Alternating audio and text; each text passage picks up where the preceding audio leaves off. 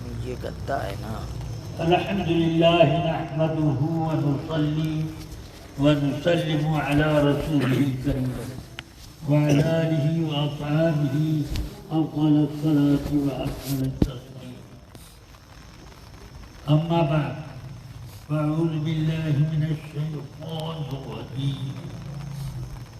إنما يخشى الله من عباده العلماء. سبحان اللہ. صدق الله العلي العظيم. درود شریف پڑھنے. اللهم صل على سيدنا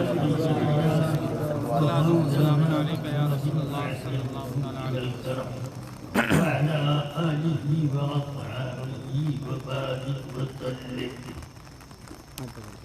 حضور صدر الشریعہ اور تاج الشریعہ علیہ الرحمہ کا عرف آج کے دن بیان ہو رہا ہے. اس وجہ سے تھوڑی تھوڑی باتیں آپ سن لیجیے گا. حضرت صدر الشریعہ علم کا ایک سمندر تھے جو تقویٰ کا ایک پہاڑ تھے. حضرت علامہ ہدایت اللہ صاحب رام پوری علیہ الرحمہ کی خدمت میں جب آپ جونپور کے مدرسہ احمدیہ میں زیر تعلیم تھے اس وقت حضور مولانا ہدایت اللہ صاحب رام پوری علیہ الرحمہ جو کہ حضرت علامہ فضل حق خیر آبادی رحمۃ اللہ علیہ کے اجلۂ تلامذہ میں سے صفحہ اول کے ایک پر اور ان کے اوپر حضرت علامہ فضل حق خیر آبادی کو سخت بہت ہی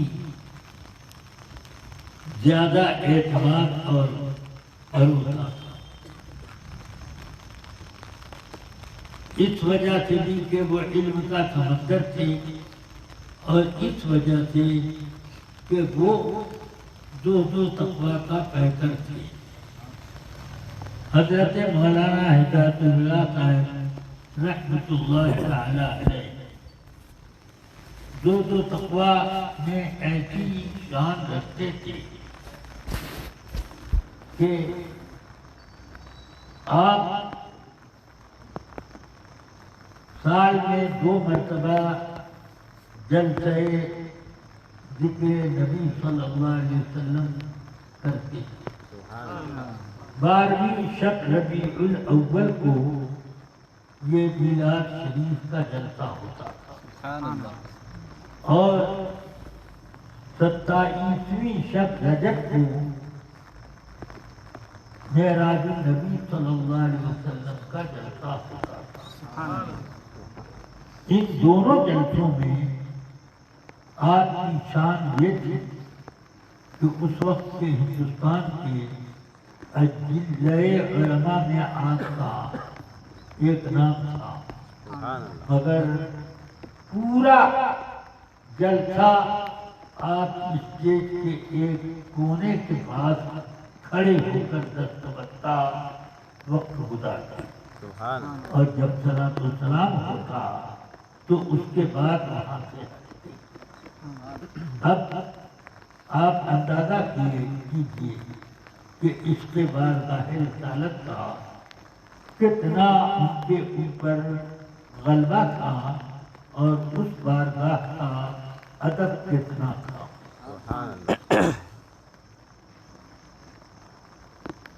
حضرت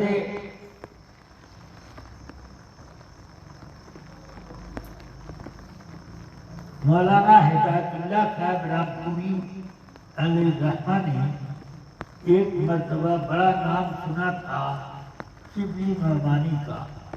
اس کو معراج شریف کے جلسے کے لیے بلا لیا. اب وہ تقریر کے درمیان اس نے کہا کہ حضور کی معراج جسمانی ہو ہی نہیں سکتی، وہ صرف روحانی معراج اس لیے کہ قرۂ زمہریر اور قرۂ نار سے گزرتے گزرتے انسانی جسم اس طبقے کے حصے کو برداشت نہیں کر سکتا، تو اس وقت حضرت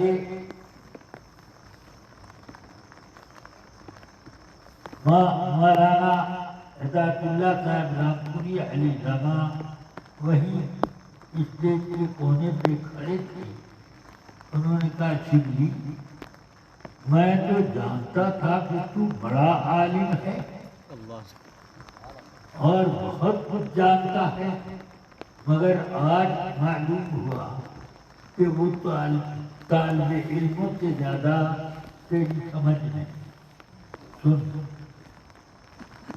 کیا تمہیں یہ نہیں معلوم کہ رسول پاک صلی اللہ علیہ وسلم کا سفر براق کا تھا اور اس کی رفتار وہ تھی کہ اس کا پہلا قدم اس جگہ پڑتا تھا جہاں پر آدمی کی نگاہ سبحان اللہ سبحان. تو اس تیز رفتاری کا اندازہ اس سے کرو. پھر کیا تمہیں یہ نہیں معلوم کہ آگ ہو کہ برف، اس کو تاثیر کرنے کے لیے ایک وقت چاہیے، اور رسول پاک جب اتنی سرعت سے گزر گئے تو آگ کو یا پانی کو ان پر اثر دکھانے کا وقت نہیں کم ملا. پھر پر اپنے کاندھے پر ایک رومال رکھے ہوئے تھے، اس میں سے ایک آگا کھینچا، چراغ جل رہے تھے چاروں طرف. تو ایک چراغ کے قریب آپ کھڑے ہوئے، فرمایا یہ دیکھ شبلی، یہ کیا ہے؟ میرے رومال کا ایک دھاگا، میں اس کو اس چراغ کی لو کے اندر سے گھسا کے ادھر ادھر ادھر دیکھ تو ذرا سا اس کو کہیں آگ لگی. اسی آگ کے اندر سے یہ دھاگا گزر رہا ہے، ادھر سے ادھر ادھر سے ادھر، کوئی اثر ہوا نہیں. کیوں کہ آگ کو میں نے اتنا موقع ہی نہ دیا کہ اس کو جلا سکے. جلانے کے لیے وقت چاہیے، اتنا وقت ہی اس کو نہ ملا. رسول پاک سید کائنات صلی اللہ علیہ وسلم لنگڑے ٹٹو پر بیٹھ کر معراج کے لیے نہیں گئے تھے، وہ براق سے گئے تھے. اس کا نام براق اسی لیے ہے کہ وہ برق یعنی بجلی کی طرح چمکے، کہ بجلی ایک جو چمکی پورے آسمان کو اس نے ادھر سے ادھر ایک سیکنڈ میں عبور کر دیا. یہ اس طرح پر میرے آقا کا گزر ہوا. چلو تو ان کا سنی صحیح عقیدہ ہونا اور رسول پاک کے معجزے پر ان کے اعتقاد کا مضبوط ہونا اور اس سے بارگاہ رسالت میں یہ شان کہ وہ آپ پورے جلسے میں کھڑے رہے. وہی ڈر آپ اپنے طلباء کو دیتے تھے. حضور صدر الشریعہ علی الرحمٰن ان کی بارگاہ میں درس دیتے. ان کا حکم تھا حضرت صدر الشریعہ علی الرحمٰن کہ یہ خانقاہ رشیدیہ اور مدرسے حنفیہ کے بیچ میں صرف ایک دیوار حائل ہے، دور نہیں ہے. ادھر سرکار عالی علیہ الرحمہ رہتے ہیں, ادھر ہمارا بدلتا رہتا ہے. تو روز آنا ان کی بارگاہ میں تھوڑی دیر کے لیے آنا جاتے یہ تصوف کی روحانیت اور اس درجے پہ پہنچ گئے کہ تصوف میں سب سے اونچا درجہ اخلاق کا, اور آپ نے صدر الشریعہ کو مخلص کا لقب دیا. سبحان اللہ. یعنی آپ کا ہر کام صرف اللہ کے لیے ہوتا ہے. سبحان اللہ. یہ سمجھ گیا؟ تو زندگی اخلاق سے بھری تھی. اخلاق ہی کا نتیجہ تھا کہ آپ دین کی ضرورتوں کو سب سے پہلے سامنے رکھتے. آج دین کیا مانگ رہا ہے, اس لیے آپ نے دیکھا ہندوستان میں علماء کی تعداد بہت کم ہوتی جا رہی ہے. اس لیے آپ نے علماء کرام کی پیداوار بڑھانے کی طرف توجہ. حضور آپ سے ملت فرماتے ہیں پورے ہندوستان میں دو ہی قاعدے کے مدرس تھے. ہر مدرس جن کو کہا جائے تو وہ دو تھے, ایک حضرت صدر الشریعہ اور ایک صدر الافاضل. ان دونوں کو ہم نے بہت قریب سے دیکھا, مگر یہ پایا فرق کہ صدر الافاضل بہت کم پڑھاتی تھی کبھی کبھی, اور حضور صدر الشریعہ ہمیشہ پڑھا. بہتی دیور لکھی گئی, اس کی مقبولیت سے گمراہی پھیلنے لگی. فوراً آپ نے بہار شریعت لکھی.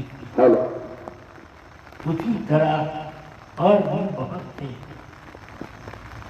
اشرف علی کا اور کس کا ترجمہ قرآن مارکیٹ میں آ گیا, جس میں اخلاق اور خلاف دین و عقائد جس میں باتیں درج. اس لیے حضرت صدر الشریعہ نے بڑے ہی اصرار پہن پر اعلیٰ حضرت کو راضی کیا کہ وہ ترجمہ القرآن کے لیے قبولی مانگی. سبحان اللہ.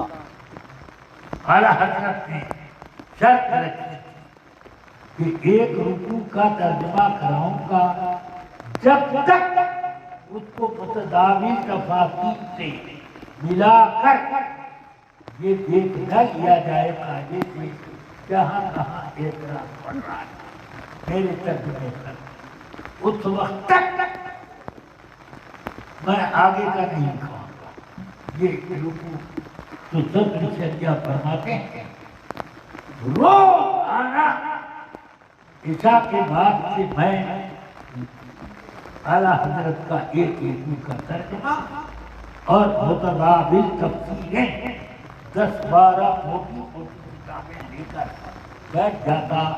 3 بجے رات تک ایک رکوع کی تفسیر 7 کتابوں سے ملاتا.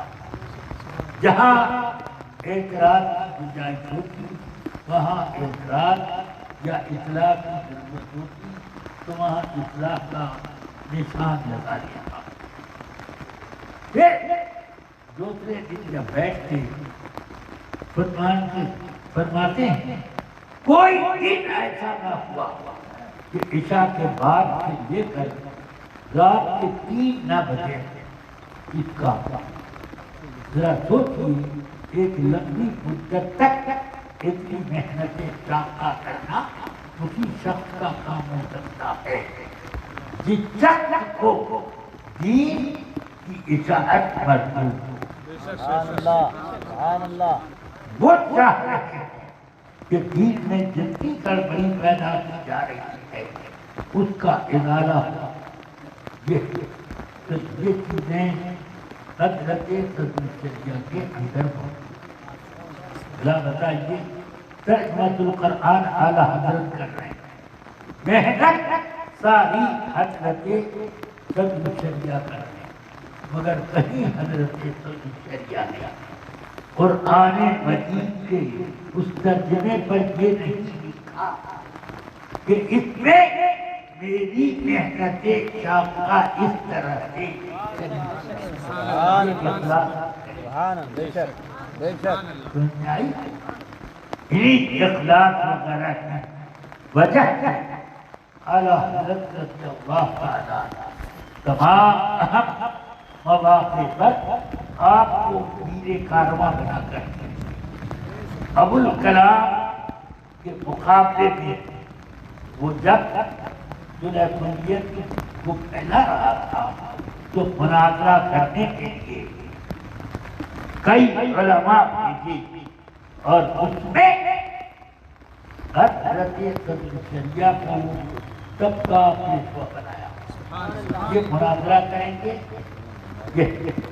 تو الحمدللہ انہوں نے اتنا بڑا ایک صفحے پر ایک مضمون لکھا اس کے نقلے اور اس کی صلح حدیبیہ کے خلاف اس مضمون کو لکھنے کے بعد اس کو بھی جلسے میں پیش کیا کہ پڑھ کے سناؤ اس کو بریلی چھوڑ کے بھاگنا ہوتا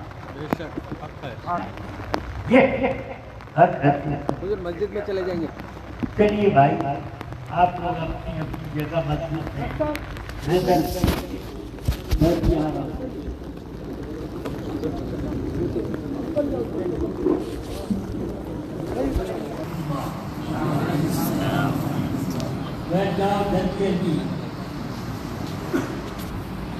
میں بہت جلدی ختم کر دوں گا آپ یہ درود شریف یاد ہے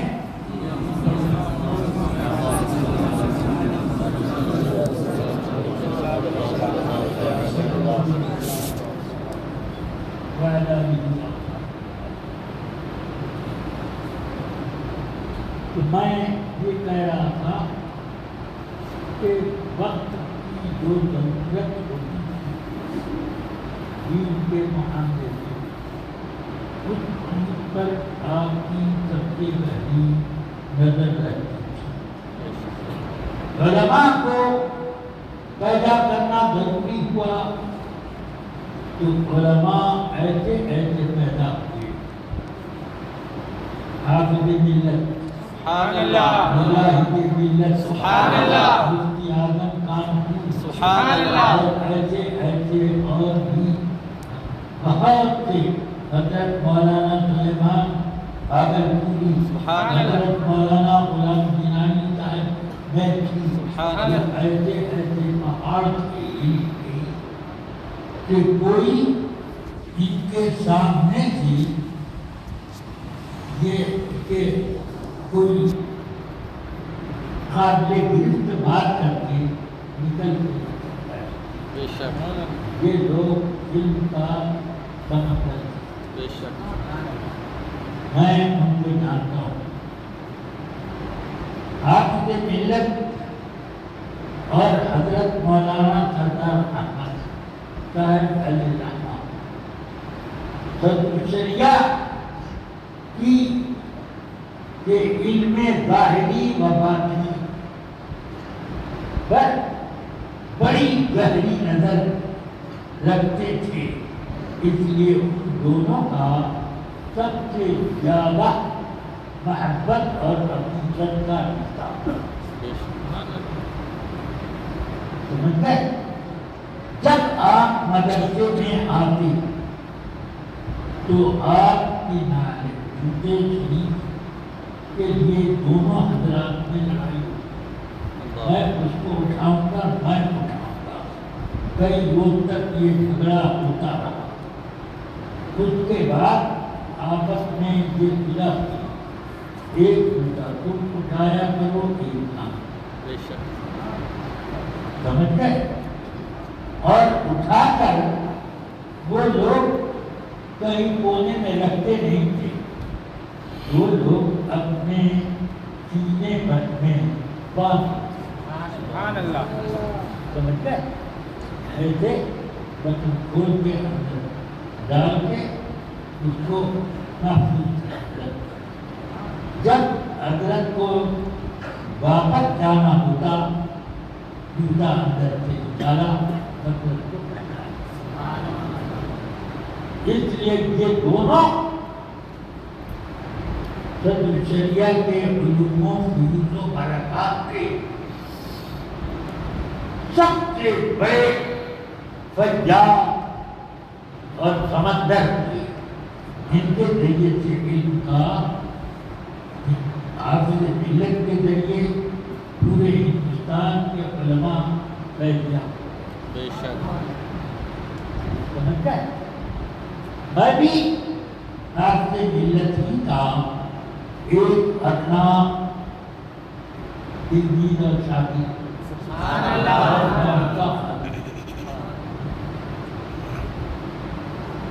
اور مجھے ان سے بہت زیادہ ہے اس طرح بھی ملا کہ میں آپ کی خدمت میں یہ نہیں دیکھتا تھا کہ یہ کام کرنے میں میرے ہاتھ میلے ہوں گے کپڑے یہ نہیں سوچتا. میں ہمیشہ آپ کی خدمت میں مشغول ہوں. بلکہ آپ ڈانٹ بھی دیتے تھے. آپ کے کپڑے وغیرہ میلے ہو جاتے ہیں کیوں یہ سب کام کرتے. میں نے کہا حضرت کپڑے میلے ہوتے ہیں دل کی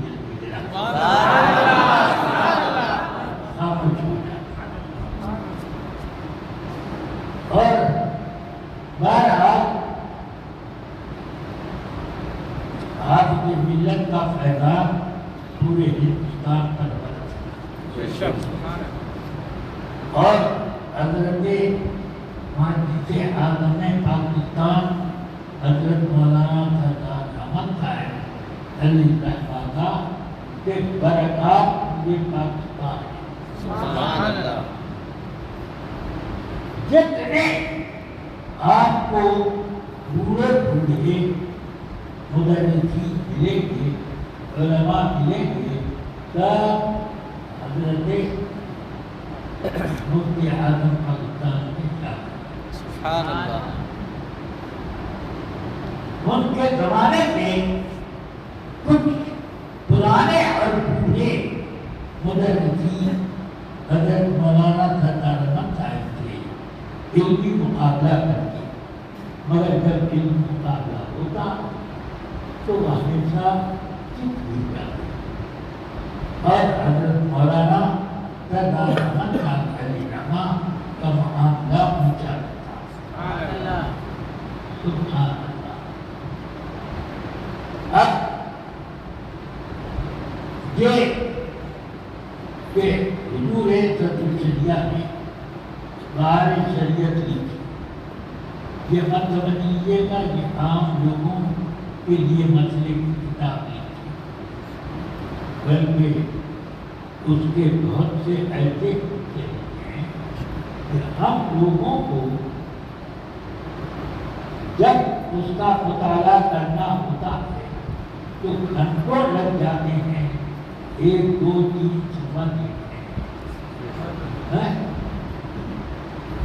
شرکت کے بیان کو جب دیکھا جائے شرکت کتنی قسم کی ہے اور ان کے مسائل میں کتنے شبوت اور کتنی راہیں نکلتی ہیں.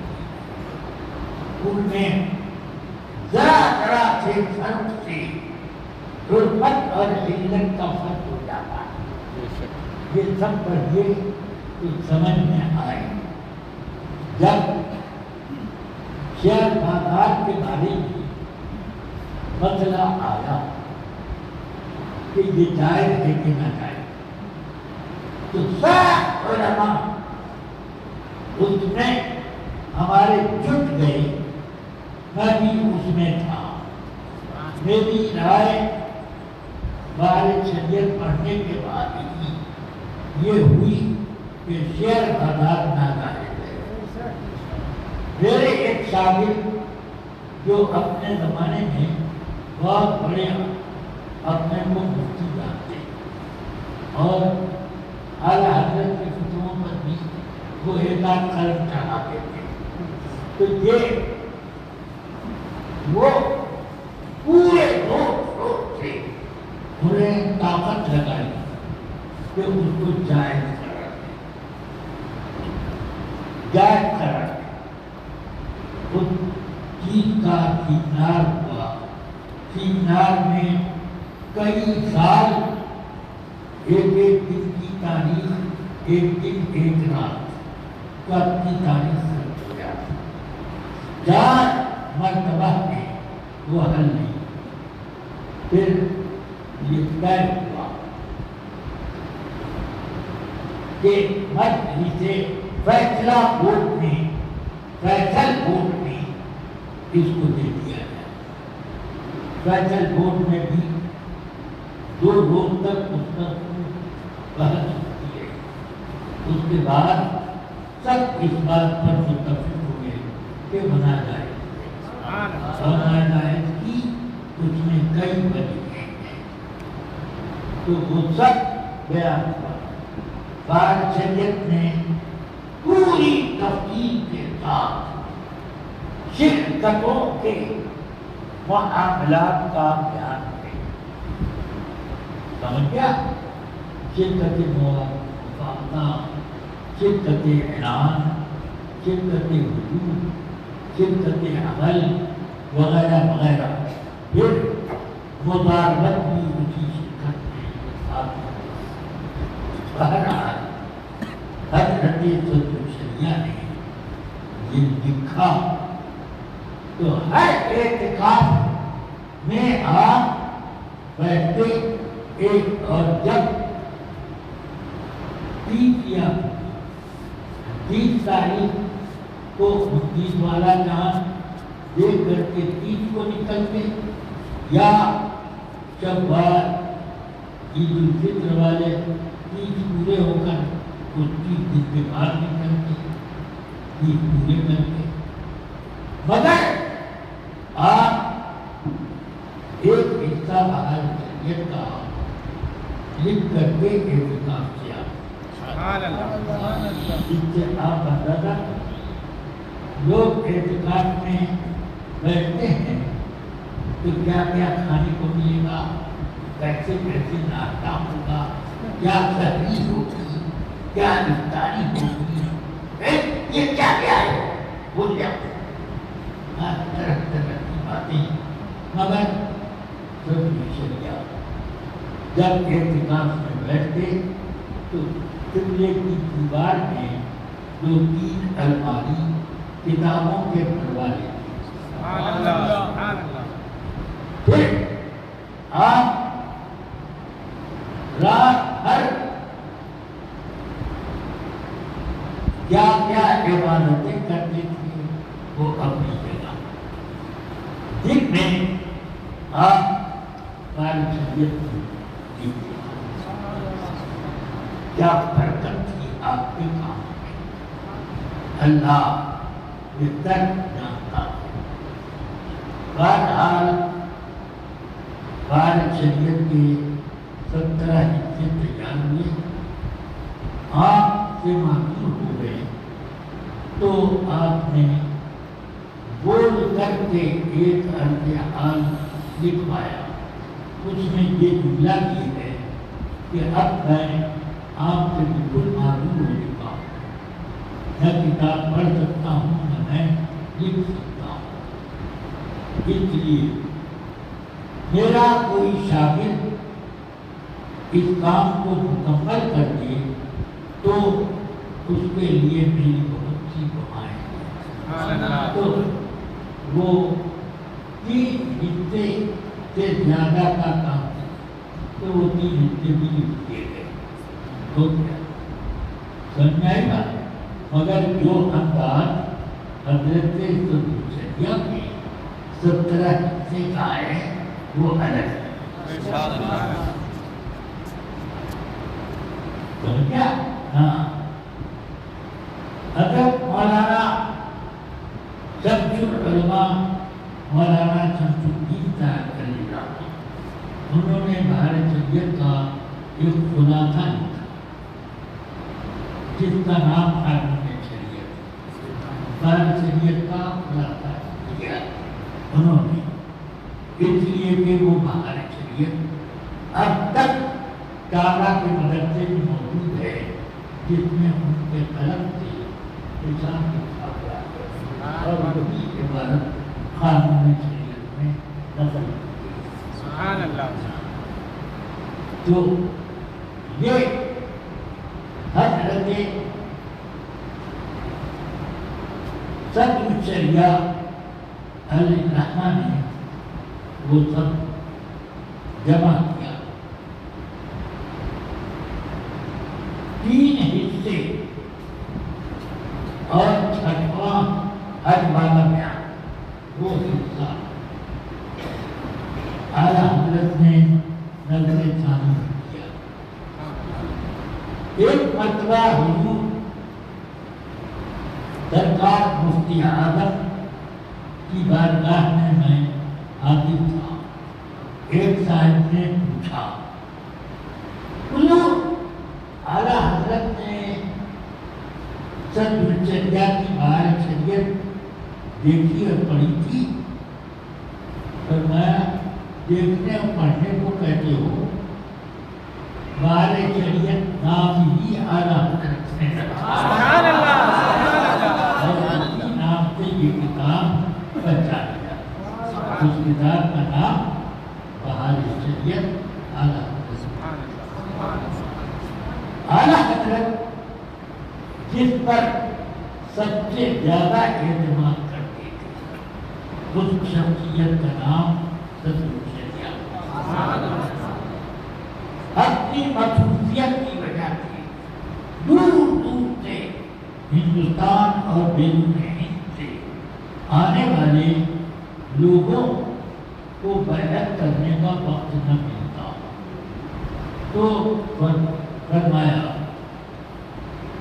مولوی احمد علی صاحب میں آپ کو اب بیعت کرنے کے لیے اپنا وکیل مقرر کرتا ہوں. جو آدمی مجھ سے بیعت ہونے کو آئے تو آپ میری طرف سے اس کو بیعت کر دیا. آپ نے اپنے شاہدانوں میں سے بھی دونوں میں سے کسی کو اس چیز کا وکیل صدر شریعہ سمجھائی بات. اس سے پتہ چلتا کہ کتنا اعتماد تھا اور وہ یہ بھی جانتے تھے کہ خود سے مرید ہو کر جو لوگ فیض لے جاتے ہیں وہ فیض مولوی امجد علی مجھ سے لے کر یہ اعتماد دینی مریدی کا مقصد سوائے اعتقاد مضبوط کرنے کے اور کوئی ہے جو مضبوط ہو جائے اور آدمی کو قبر سے لے کر کے جنت کے پھاٹک تک سب آسانیاں ملتی ہیں. اسی لیے تو دینی مریدی ہوتی ہے اور تو کوئی مقصد نہیں. تو اس لیے جو لوگ اس لیے بھی صاحب مرید ہوتے ہیں ارے یار بنا تین صاحب کی مرید ہو جاؤ سارا قرضہ ادا ہو جائے گا کاروبار چمک جائے گا بنا تمہاری اولاد نہیں ہوتی تین صاحب سے مرید ہو جائے گا اولاد بہانے آ جائے تمہارا یہ کام مشکل میں پڑا ہوا ہے فلاں تین صاحب سے مرید ہو جاؤ سب کام آسانی ہو جائے گا. یہ آج کل پوری پیڑھی کا ایک انداز ہے، مگر اس دور میں دوسرا انداز تھا۔ چلیے میں بھی جو کوشش کرتا ہوں کہ نہ کسی کو مالدار بنانے کے لیے، نہ کسی کا قرضہ چکتا کرنے کے لیے، نہ کسی کی مصیبت ٹالنے کے لیے، بس میں مرید اس لیے کرتا ہوں کہ قبر اور حشر کی ساری مصیبتیں چھٹیں اور آدم کے شامیانے تلے سب رہیں۔ سبحان اللہ، سبحان اللہ، اللہ اکبر، یا رسول اللہ۔ حضور سیدنا اعلیٰ حضرت رضی اللہ عنہ نے اپنے جنازہ شریف کی نماز جنازہ پڑھانے کی یہ بھی وصیت دو روز پہلے لکھ پائی۔ اس میں یہ لفظ ہے، اپنے بڑے صاحبزادے حضور حجت الاسلام کے بارے میں لکھا، مولوی حامد رضا جنازے کی وہ سب دعائیں جو میں نے احادیث کریمہ سے فتاوی رضویہ میں اکٹھا کر دی، وہ دعائیں سب کی سب مولوی حامد رضا یاد کر لیں تو وہ نماز جنازہ پڑھائیں، ورنہ مولوی امجد علی سبحان اللہ، سبحان اللہ۔ یہ وہاں تو قید رکھی اور یہاں یہ بھی نہیں کہا کہ ورنہ یہ یاد کر کے پڑھائیں، ہاں ورنہ یہ پڑھائیں۔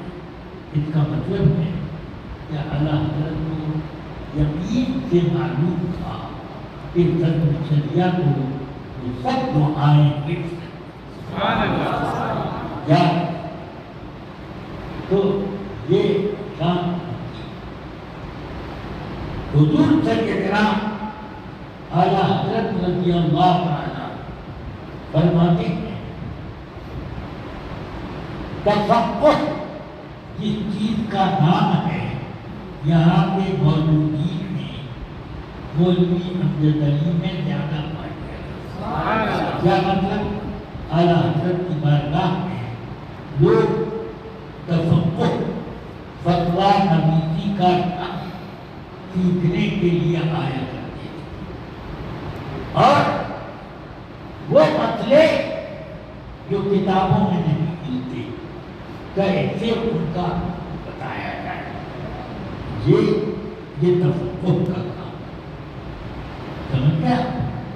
اس لیے تفقہ فرماتے ہیں کس چیز کا نام ہے، یہاں پر سینکڑوں لوگ آ کر کے تفقہ کو حاصل کرتے ہیں، مگر مولوی امجد علی کو سب سے زیادہ تفقہ پر پھر تفقہ پر اتنا قبول ہونے کے باوجود اس کی وجہ ہے کہ یہ فتوے سناتے ہیں، یعنی فتویٰ لکھ کر کے مجھ کو سناتے ہیں، اور میرے فتووں کو غور سے پڑھا کرتے ہیں، اس وجہ سے ان کی شان الگ ہے۔ تو یہ حضرت سیدنا اعلیٰ حضرت نے آپ کے بارے میں فرمایا۔ اب ایک وقت آیا کہ اعلیٰ حضرت رضی اللہ عنہ نے ایک روز ایک کمرے میں قالین بچھوائی، اس پر گدی لگوائی، اس پر 2 مسندیں رکھی۔ یہ حضرت صدر الشریعہ نے جو مضمون لکھوایا مفتی عبدالمنان کو وہ میں پڑھ رہا ہوں۔ 2 مسندیں رکھوائیں، پھر میرا ہاتھ اور مولوی مصطفیٰ رضا خان جو اعلیٰ حضرت کے چھوٹے صاحبزادے، ان دونوں کا ہاتھ پکڑا اور ایک ایک مسند پر بٹھا دیا اور ایک ایک قلمدان ہم دونوں کو دیا. آپ دونوں کو میں مجھے اللہ اور رسول کی طرف سے جو حکم ہوا ہے اس کے مطابق میں آپ دونوں کو قاضی اسلام مقرر کرتا ہوں. سبحان اللہ سبحان اللہ.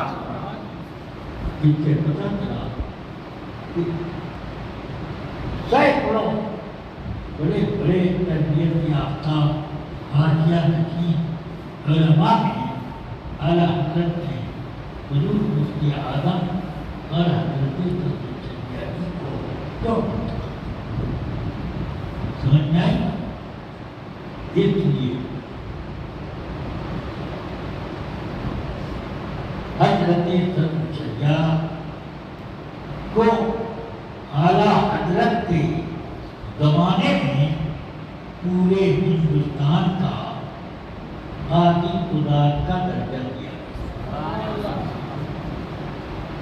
اور اعلیٰ حضرت کے حاجیہ نشین جتنے علماء تھے مشکل مسئلہ آ جاتا تو حضرت سیدی کو ختم سمجھا. مہاراج جب اعلیٰ حضرت کی وفات شریف ہوئی تو وفات شریف سے 1 یا 2 روز پہلے حضرت صدر الجلیہ کہتے ہیں میں نے اجازت مانگی ملاقات کی کیونکہ میرے لیے اور صرف میرے لیے اعلیٰ حضرت کا یہ آرڈر تھا کہ مولوی امجد علی مجھ سے ملنے کے لیے جب آنا چاہے فوراً گھر میں پردہ کرایا جائے اور ان کو بلایا جائے. تو میں پہنچا، پردہ ہوا، گھر میں پہنچا، میں نے عرض کی حضور، پوچھا اعلیٰ حضرت نے کیسے تشریف لائے. عرض کی میں نے کہ اصل میں 4 روز پہلے ایک استفتاء آیا ہے، اس کا جواب کیا ہونا چاہیے کتابوں میں نے بہت تلاش کیا، 3 روز سے تلاش کر رہا ہوں، جواب کی کوئی نشانی نہیں ملتی. تو اعلیٰ حضرت نے فوراً فتاویٰ فرمایا بحر الرائق کی جلد فلاں صفحہ فلاں پر اس کا جواب سبحان اللہ سبحان اللہ. بتا دیا. پھر فرمایا کہ مولوی صاحب آج کل میری یادداشت اتنی کمزور ہو گئی ہے کہ میری ایک بیٹی میرے مزاج کرسی کے لیے آئی تھی، میں دیر تک سوچتا رہا کہ ان کا کیا نام ہے یاد نہیں آیا، مگر اللہ کا فضل و کرم ہے کہ دین کا مسئلہ یا وہابیوں کا رد اور وہابیوں کی چالبازی یہ سب میرے اوپر آفتاب کی طرح گزر.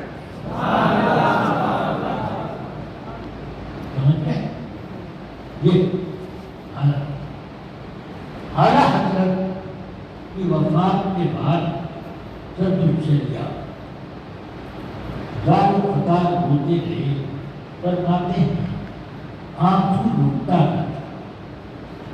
جنازہ لے گئے، پڑھا گیا، پھر ہم لوگ دفن کرنے لائے، دفن ہوئے، مگر آنسو رکا نہیں. فاتح کوٹ تک یہی سلسلہ رہا. تیسرے دن کا جب فاتحہ ہو چکا تو میں گھر آیا، دیوار سے ٹیک لگا کر میں بیٹھا رو رہا تھا۔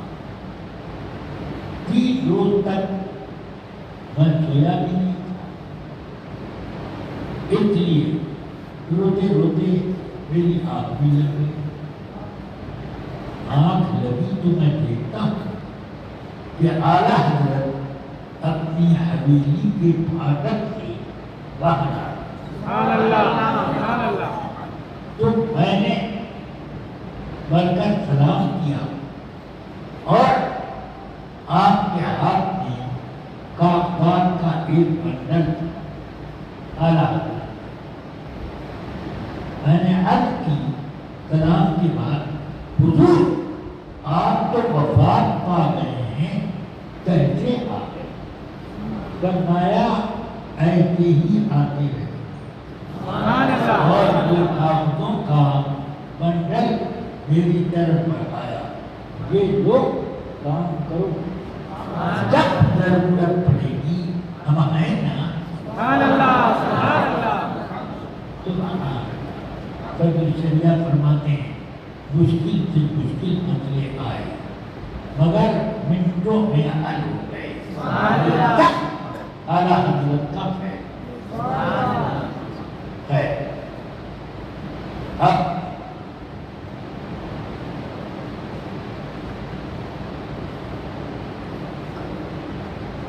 اعلیٰ حضرت سے آپ کی عقیدت یہ مثال ہے حیثیت۔ چلیے حضور دار الشریعہ سبحان اللہ، سبحان اللہ۔ اللہ تعالیٰ نے ان کو بچپن ہی سے ایک شام دے سمجھ گیا؟ عمر میری زیادہ تھی، کوئی پوچھتا ہے کہ آپ بڑے ہیں کہ وہ، تو میں یہی کہتا ہوں عمر زیادہ میری ہے، بڑے وہ سمجھ آئی نا؟ وہ بڑے 8 سال کا یا 9 سال کا میں تھا تو میں ان کو گود میں لے کر ادھر ادھر سبحان اللہ، سبحان اللہ۔ اور پڑھنے میں جب وہ بیٹھے تو سبحان اللہ بہت تھے۔ اور میں تو بہت پہلے فارغ ہو گیا اور پڑھانے بھی لگا، شیخ الحدیث بھی ہو گیا اور آپ ابھی پڑھ رہے تھے، مگر میرے تعلقات کے ساتھ بالکل صحیح ہے۔ شاعری بھی جب کبھی میں بریلی جاتا تو وہ شاعری کا ذوق ان کا بچپن کا، تو وہ مجھے بیٹھا کے کہتے ذرا میرے اشعار سنیے، اور وہ اپنی شاعری سناتے۔ بعد میں جب ازہر سے پڑھ کر مصر ازہر پڑھ کر آئے تب بھی شاعری سنایا کرتے، اور عربی شاعری بھی۔ میں نے ان سے پوچھا کہ آپ کے پروفیسر لوگ جو ازہر یونیورسٹی میں تھے، انہوں نے کبھی آپ کے اشعار سنے؟ ہاں، وہ لوگ ایک مرتبہ میں نے سنا دیا تو وہ لوگ مجھ سے فرمائش کر کے کہا کرتے کوئی نیا کلام ہو تو بتاؤ۔ سبحان اللہ، سبحان اللہ۔ اور وہ لوگ کہا کرتے تھے، میں نے کہا ان کا تبصرہ کیا تھا آپ کی شاعری پر؟ یعنی وہ لوگ کہتے تھے کہ آپ کی شاعری سننے کے بعد ایسا محسوس ہوتا ہے کہ عرب کا کوئی بڑا شاعر اپنا کلام پیش سبحان اللہ سبحان اللہ اتنا عربیت پر آپ کو سبحان حضور تاج الشریعہ کی اردو شاعری کم مقبول نہیں ہے. بات بات تو شاعری ہر جلسے میں آپ کو پڑھی جاتی ہے. سبحان اللہ. بہرحال وہ اس معاملے کی جگہ آپ علم فقہ میں کچھ مرتبے کو پہنچے ہوئے تھے کہ اعلیٰ حضرت کے فرزند جلیل سرکار مفتی اعظم رحمۃ اللہ علیہ کے کی خدمت میں رہ کر فتویٰ نویسی کا طور طریقہ آپ نے جمع کیا. اب سرکار مفتی اعظم کی ایک تحریر میں نے خود دیکھی. میں حلالت کی وجہ سے بیماری کی وجہ سے لوگوں سے زیادہ میں ان سے ملاقات نہیں کرتا. اس لیے میں مولوی اختر رضا قادری کو اپنا قائم مقام سبحان اللہ سبحان اللہ جو مجھ سے کام ہو لوگوں کو ان سے پیش کرے. اب اس سے اندازہ ہوتا ہے کہ سرکار مفتی اعظم نے اپنے فیوز و برکات اس طرح ان کو دے دیے کہ اب جو میں کرتا تھا وہ تم کرو. سبحان اللہ سبحان اللہ یہ اسی لیے فرماتے ہیں کہ نگاہ مفتی اعظم کی ہے سبحان اللہ جلوہ کریم. سبحان اللہ. سبحان اللہ. نگاہ مفتی اعظم کی ہے جلوہ کریم کہ اختر چمک رہا ہے. اللہ سبحان اللہ. سبحان اللہ. مفتی اعظم نے ان کو کیا بنا دیا. حضرت مفتی اعظم کی وفات کے بعد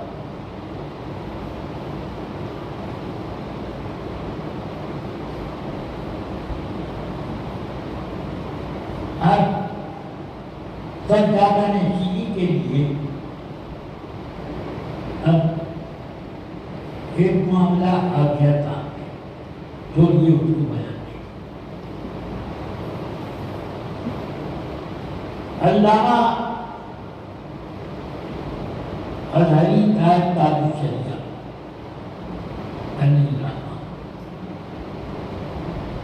ان کو وہ کہنے لگے کہ اعلیٰ حضرت کے فیوز و برکات فلاں صاحب کہتے بانٹ سکیں گے. میں نے کہا نہیں بانٹنے میں تو کیا رک جائے گا. وہ نہیں بانٹ پائیں گے تو رک جائے گا.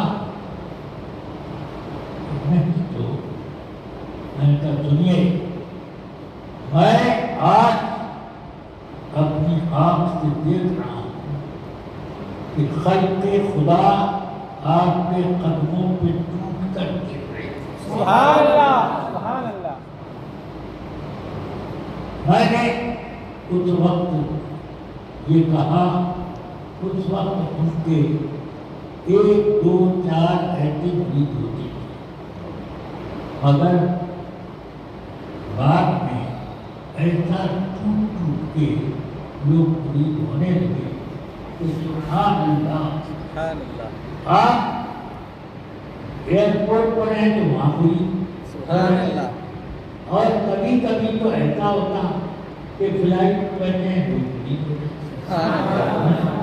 کبھی ایسا بھی ہوتا ٹرین سے سفر کر رہے ہیں اور لوگ کی جو بوگی سے اس بوگی سے چلے آ رہے ہیں مرید ہوتے. سبحان اللہ. مفتی اعظم کی ایسی شان بے شک. اور آپ نے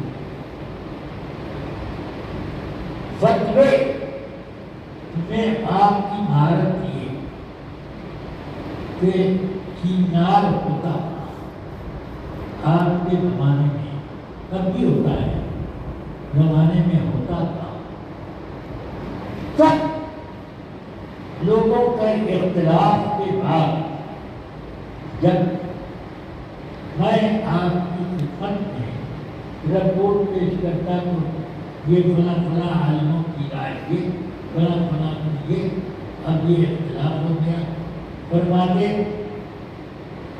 کہ اس کا صحیح فیصلہ یہ ہے، اور وہ فیصلہ کر کے جو بتا دے، میں آگر کی نام میں چنا دیتا، سب لوگ بغیر چنو چرا اس کو تسلیم کرتے۔ یہ اس بات کی دلیل ہے کہ تابعیاں فتویٰ نویسی کے معاملے میں ایک شان یکتائی رکھتے ہیں۔